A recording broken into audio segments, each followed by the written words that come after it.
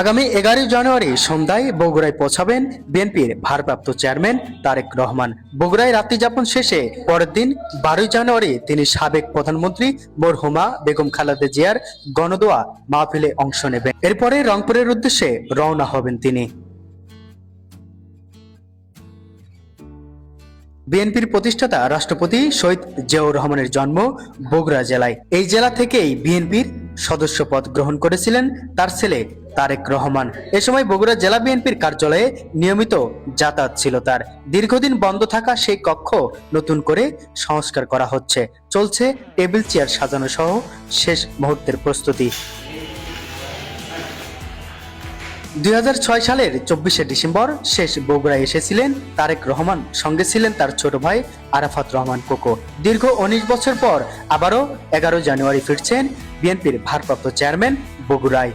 আপনারা দেখেছেন যে তারেক রহমান দেশের বাইরে থেকেও বাংলাদেশের যে মানবিক কাজগুলো, অসুস্থ মানুষ, অসহায় মানুষ, মৃত ব্যক্তি, সবার পাশে তারেক রহমান দাঁড়িয়েছেন। তারেক রহমানের আগমনকে ঘিরে অপেক্ষায় রয়েছেন দলীয় নেতাকর্মী ও সাধারণ মানুষ।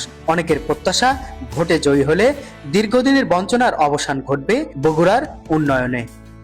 তারেক রহমানের আগমন উপলক্ষে জেলা বিএনপির প্রথমে গণসংবর্ধনার আয়োজনের কথা ভাবলেও বেগম খালেদা জিয়ার ইন্তিকাল এবং তারেক রহমান প্রার্থী হওয়ায় নির্বাচনী আচরণবিধি মেনে সেই পরিকল্পনা থেকে সরে আসে দল।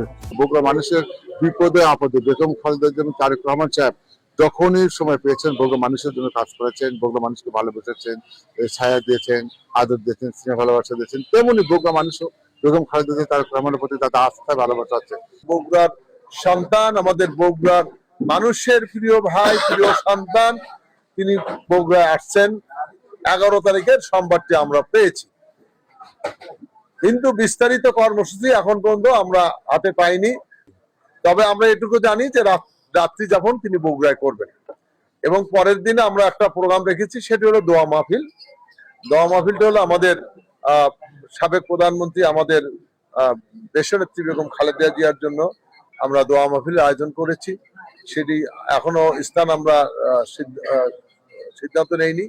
বগুড়ায় তারেক রহমানের এই সফর রাজনৈতিক কর্মসূচির পাশাপাশি স্মৃতি, আবেগ ও রাজনৈতিক উত্তরাধিকার এক তাৎপর্য প্রত্যাবর্তন।